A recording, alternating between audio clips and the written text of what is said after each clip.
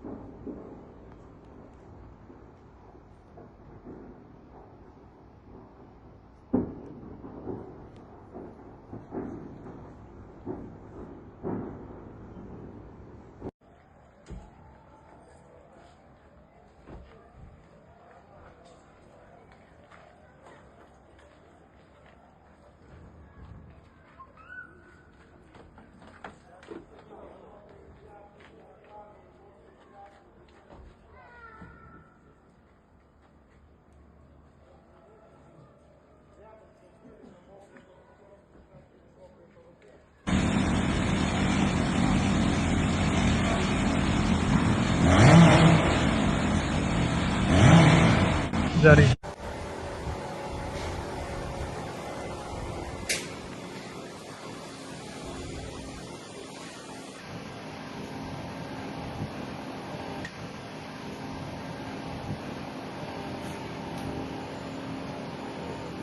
जारी रहेगा, जारी रहेगा, जारी रहेगा, जारी रहेगा।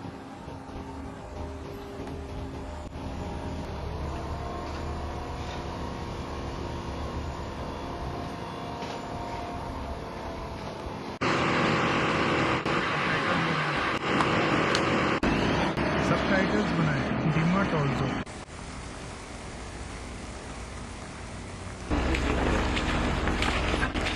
टाइटस डीमाटोजोक, धन्यवाद।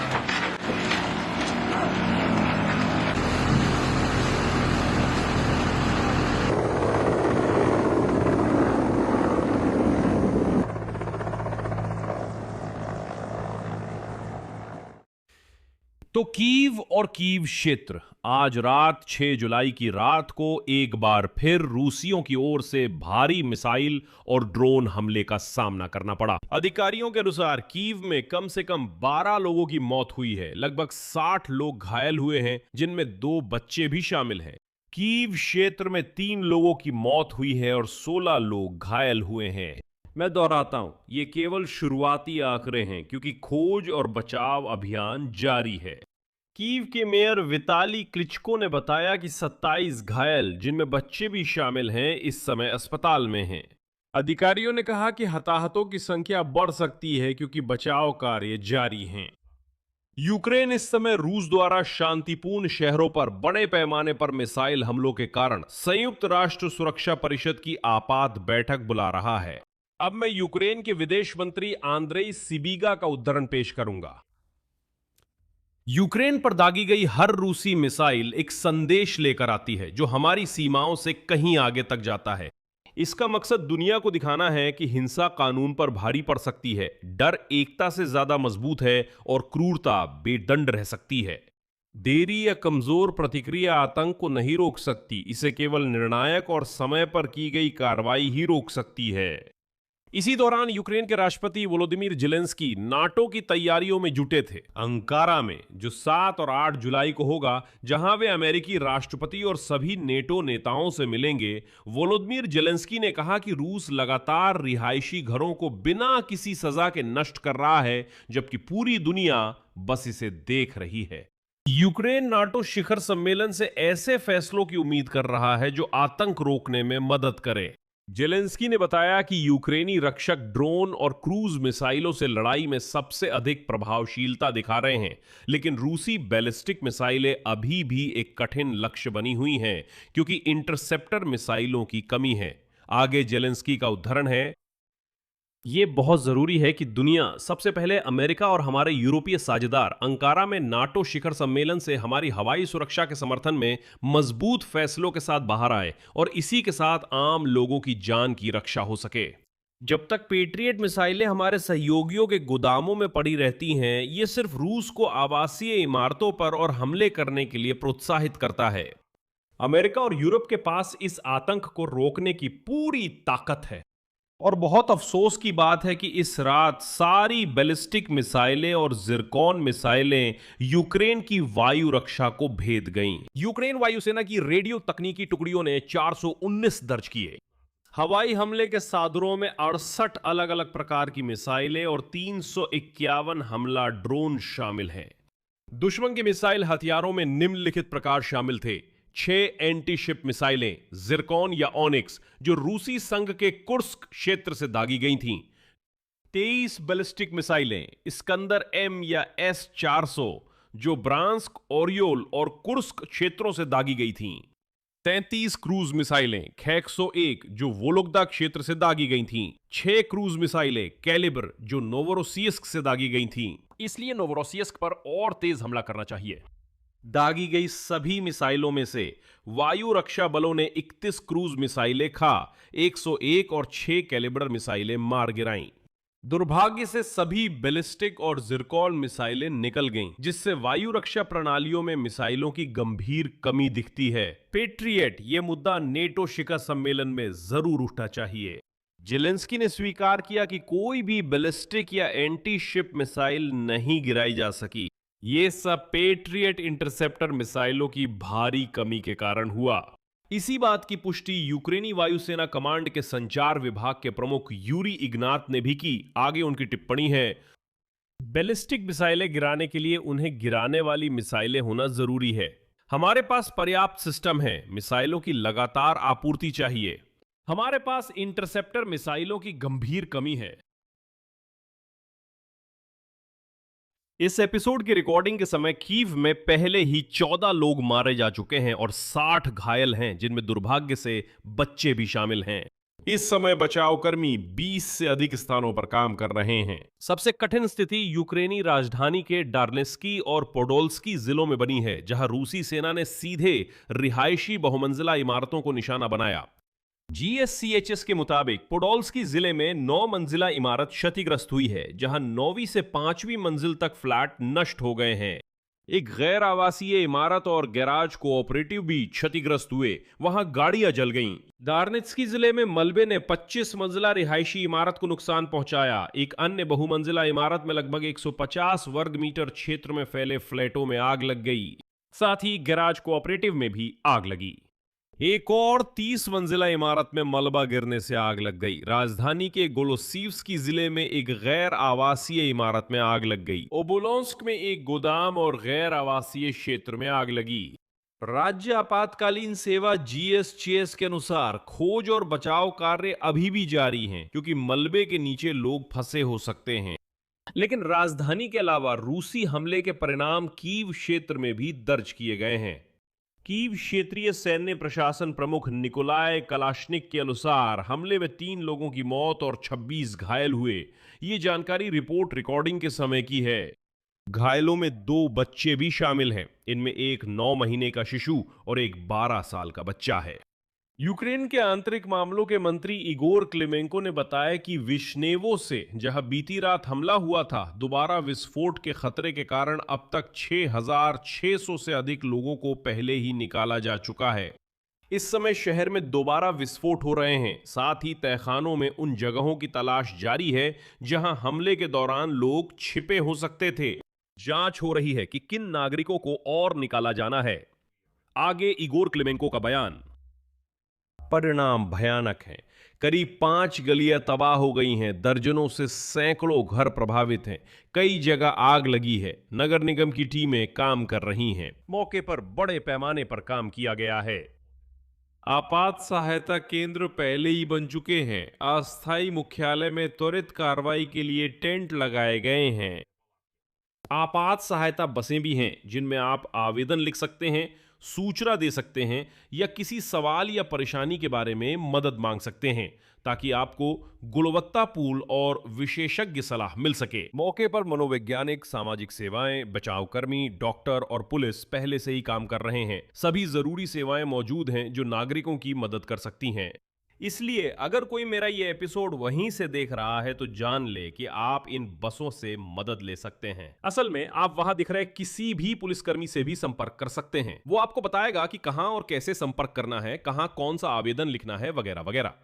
कुल मिलाकर हर किसी को निश्चित रूप से मदद दी जाएगी। शहर में हवा की स्थिति में काफी गिरावट आई है। वास्तव में ये मानकों से 5 गुना ज्यादा है। आपातकालीन क्षेत्र के नागरिकों से खिड़कियां बंद रखने और विशेषज्ञों के नियमों का पालन करने को कहा गया है। अगर ऐसा नहीं किया गया तो हवा में मौजूद खतरनाक तत्वों से विषाक्तता का खतरा है।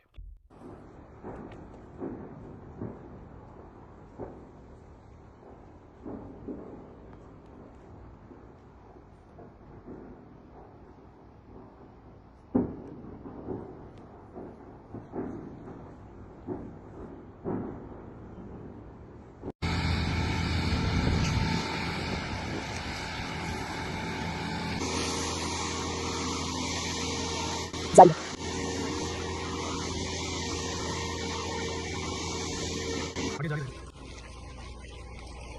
आगे जारी रहेगा। आगे जारी रहेगा।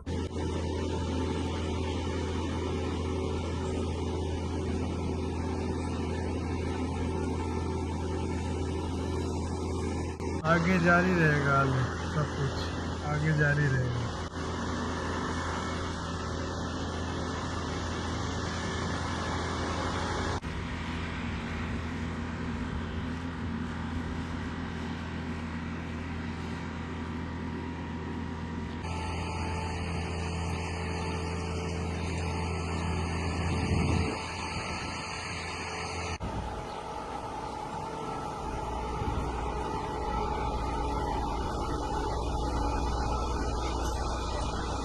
आगे जारी रहेगा।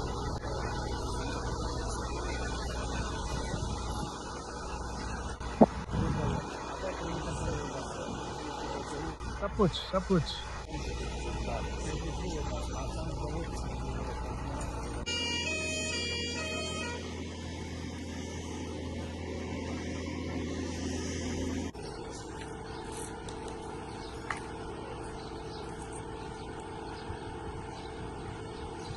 इसी बीच यूक्रेन की सशस्त्र सेनाओं की वायुसेना ने चेतावनी दी है कि रूस निकट भविष्य में यूक्रेन पर फिर से मिसाइल हमला कर सकता है।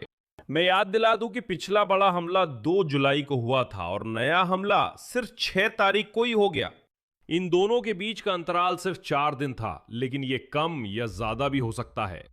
यूक्रेनी वायुसेना के प्रवक्ता यूरी इग्नात ने बताया कि हमलों के अंतर का कारण मिसाइलों का निर्माण है, जो जटिल और लंबी प्रक्रिया है, और औसतन ऐसे हमले लगभग हर 10 दिन में दोहराए जाते हैं। लेकिन इग्नात ने यह भी जोड़ा कि दुश्मन हमलों की आवृत्ति बदल सकता है।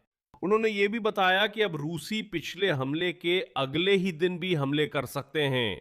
और मैं याद दिला दूं कि 2 जुलाई के हमले से पहले ही यह जानकारी थी कि रूसियों ने लगातार 2-3 हमलों के लिए एक साथ मिसाइल क्षमता जमा कर ली थी।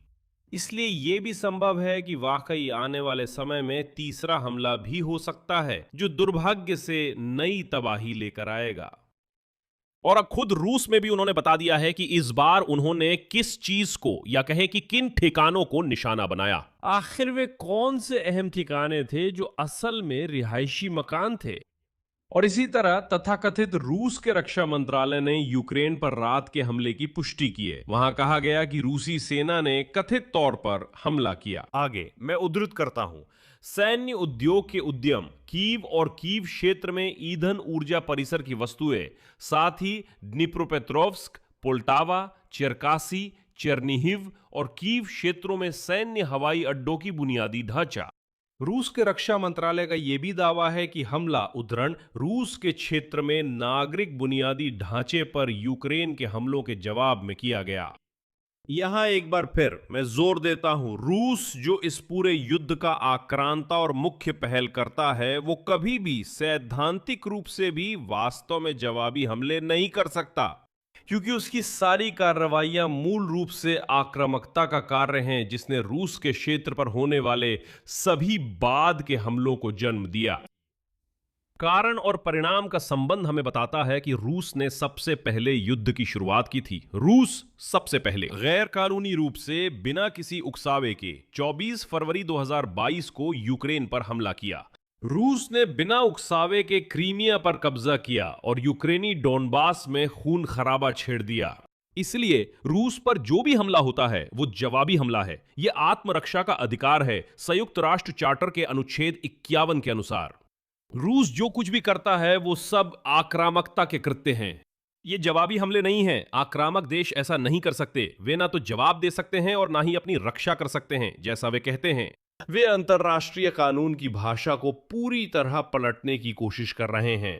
वे कह रहे हैं कि उन्होंने संयुक्त राष्ट्र चार्टर के अनुच्छेद 51 का आत्मरक्षा के लिए उपयोग किया है और वे बस अपनी रक्षा कर रहे हैं और जवाबी हमला कर रहे हैं ताकि रूस के क्षेत्र में कुछ भी ना आए। रूसी नागरिकों जो मेरे एपिसोड देखते हैं, मैं ये खास आपके लिए कह रहा हूं। रूस ने यूक्रेन पर पहले हमला किया और जैसे ही रूस यूक्रेन पर किसी भी तरह के हमले बंद कर देगा, जैसे ही रूस अपने सारे गंदे जंगली रूसी सैनिकों को यूक्रेन की जमीन से बाहर निकाल लेगा, सब कुछ खत्म हो जाएगा।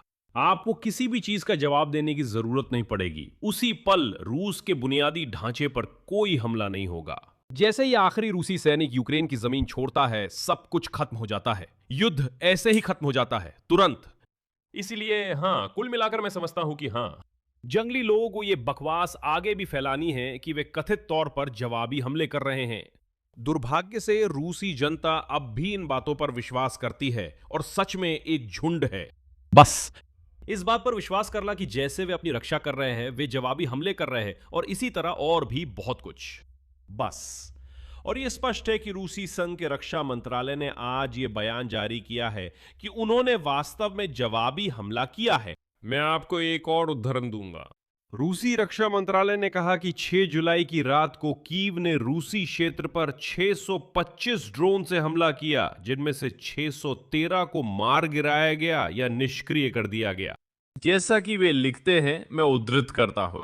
रक्षा मंत्रालय का मानना है कि इस हमले का उद्देश्य नाटो शिखर सम्मेलन से पहले ज़ेलेंस्की द्वारा पश्चिमी प्रायोजकों को यह दिखाना था कि वे उनके पैसे से रूस में नागरिक ठिकानों पर हमला करने के लिए तैयार हैं। कीव के मुख्य प्रयास ईंधन ऊर्जा परिसर की सुविधाओं और लॉजिस्टिक्स को नुकसान पहुंचाने की कोशिशों पर केंद्रित थे। यूक्रेन से रूस के नागरिक ठिकानों पर हमले हुए, जिसमें लेनिनग्राद, यारोस्लाव, कलुगा और क्रीमिया शामिल हैं। रूसी सैन्य बलों ने नाटो शिखर सम्मेलन से पहले योजनाबद्ध बड़े पैमाने पर हमले को विफल कर दिया और अधिकांश यूक्रेनी ड्रोन को मार गिराया और निष्क्रिय कर दिया। और बस कुल मिलाकर वे अभी यह दावा करने की कोशिश कर रहे हैं कि रक्षा मंत्रालय का मानना है कि हमले का उद्देश्य नाटो शिखर सम्मेलन के जरिए पश्चिमी प्रायोजकों के सामने अपनी तत्परता दिखाना है। और बस कुल मिलाकर वे अभी अपनी तत्परता दिखाने की कोशिश कर रहे हैं। Якобы это нам надо перед саммитом НАТО что-то показать. अब ध्यान दे, रूस क्या कर रहा है। सबसे पहले व्लादिमीर पुतिन, इससे पहले कि वो अच्छी तरह जानते थे कि 4 जुलाई को ट्रंप के साथ फोन पर बातचीत निश्चित रूप से होगी, क्योंकि ट्रंप अमेरिका की स्वतंत्रता की 250वीं वर्षगांठ पर बधाई देने वाले कॉल्स ले रहे होंगे। इससे पहले उन्होंने घोषणा की कि उन्होंने कथित तौर पर कॉन्स्टेंटिनोवका पर कब्जा किया है। 4 जुलाई को ट्रंप से वार्ता के बाद उनके सहायक उशाकोव बाहर आकर क्या कहते हैं? वे कहते हैं कि व्लादिमीर पुतिन ने डोनाल्ड ट्रंप के सामने जमीन पर मौजूद हालात पर जोर दिया, कहा कि रूसी सेना कथित तौर पर जीत रही है और रूस ने कॉन्स्टेंटिनोवका पर कब्जा कर लिया है। उन्होंने कई और बातें भी कही। उन्हें जीतती तस्वीर व माहौल बनाना है कि हम जीत रहे हैं। ट्रंप को दिखाना है कि यूक्रेन और ज़ेलेंस्की का समर्थन बेकार है। क्यों? क्योंकि कोई मतलब नहीं है, क्योंकि वे हार रहे हैं। देखो, हमने नई जमीनें कब्जा ली हैं, हम बड़े पैमाने पर हमला कर रहे हैं और कीव को तबाह कर रहे हैं, हम रिहायशी इमारतों को उड़ा रहे हैं। इसलिए बेहतर है कि तुम सीधे ज़ेलेंस्की पर दबाव डालो। बस इतना ही। यह साफ है कि नेटो शिखर सम्मेलन से पहले उन्होंने जानबूझकर 4 दिन के अंतराल पर हमलों की 2 लहरें शुरू की, ताकि दिखा सकें कि हम बार बार हमला कर सकते हैं। इसलिए बेहतर होगा कि आप लोग वहां ज़ेलेंस्की को किसी तरह रोके, ताकि वो अपनी रक्षा करना बंद कर दे और तब युद्ध खत्म हो जाएगा। ये यूक्रेन पर नहीं, बल्कि ट्रंप और यूरोपीय नेताओं पर दबाव डालने की कोशिश है। और अभी के लिए यह समझना जरूरी है कि यूक्रेन को, जैसा कि कहा जाता है, अपना काम करना चाहिए। सूचना मिल रही है कि इस वीडियो की रिकॉर्डिंग के समय कीव समयानुसार ये 14:30 है और बताया जा रहा है कि अभी अभी एक और हमला रूसी तेल रिफाइनरी पर हुआ है। यह हमारी सीमा से 2000 किलोमीटर से भी अधिक दूर स्थित है और सबसे अधिक संभावना है कि यह अब तक का रिकॉर्ड होगा। और अब रूसी मीडिया लिख रही है कि इस पल से हम मान सकते हैं कि यूक्रेन ने रूस के सभी प्रमुख तेल रिफाइनरियों पर हमला किया है। ओम्स्क का रिफाइनरी 11 में से आखिरी थी, जिसे अब तक नुकसान नहीं पहुंचा था। अब ओम्स्क रिफाइनरी पर भी हमला हो गया है। आखिरकार, जैसा कि हमने पिछले एपिसोड्स में चर्चा की थी, बस एक ही जगह बची थी जिस पर हमला करना बाकी था, और अब ये कहानी यहीं खत्म हो जाएगी। मतलब खत्म होने का अर्थ है कि सभी तेल रिफाइनरियों को नुकसान पहुंच चुका है। अगर हम वहां पहुंच गए हैं तो इन रिफाइनरियों पर व्यवस्थित रूप से हमले जारी रखने चाहिए। मैं फिर दोहराता हूं, रूस के हमले आक्रामकता के कृत्य हैं। दुर्भाग्य से मैं देख रहा हूं कि कुछ यूक्रेनियन भी मानने लगे हैं कि ये तो बस जवाबी हमले हैं, लेकिन कोई भी जवाबी हमला नहीं है। युद्ध उन्होंने शुरू किया था, अब वही सजा भुगत रहे हैं। पुतिन जानते हैं कि उनकी अर्थव्यवस्था और तेल रिफाइनरियां जल रही हैं। रूस में लोग देर सवेर सवाल पूछना शुरू कर देंगे और इसलिए उन्हें विजय उन्माद का माहौल बनाना जरूरी है। इसकी बजाय कि रूसी लोग अभी ये चर्चा करें कि उनके सभी मुख्य तेल रिफाइनरियों पर हमला हुआ है, वे कीव पर हमलों, विश्नियोवी पर हमलों की चर्चा करेंगे कि वहां किसी नेपट्यून बनाने वाली फैक्ट्री पर हमला हुआ, जैसा कि वे कहते हैं, वहां पर निकासी हो रही है, वगैरह वगैरह। वे लोग यही चर्चा करें, न कि ये कि खुद उनके गंदे रूस में क्या हो रहा है। वैसे गंदी रूस वाला शब्द मेरा नहीं है। मुझे पता है कि रूसी लोग इस बात पर बहुत बुरा मानते हैं, लेकिन असल में गंदा रूस वाली बात आपके ही एक हमवतन की कही हुई है, जो खुद उस गंदगी में रह चुका था। वो जानता था कि वो किस बारे में बात कर रहा है। मैं 3 बिंदु लगाता हूं। अपनी राय और निष्कर्ष नीचे कमेंट करें, चैनल को सब्सक्राइब करें, घंटी दबाएं, और अगर आप इस YouTube चैनल के काम को समर्थन देना चाहते हैं तो लाइक करना ना भूलें। आप ये काम इस वीडियो के डिस्क्रिप्शन में दिए गए लिंक और विवरण के जरिए कोई भी डोनेशन देकर कर सकते हैं। धन्यवाद, अपना ध्यान रखें, अलविदा।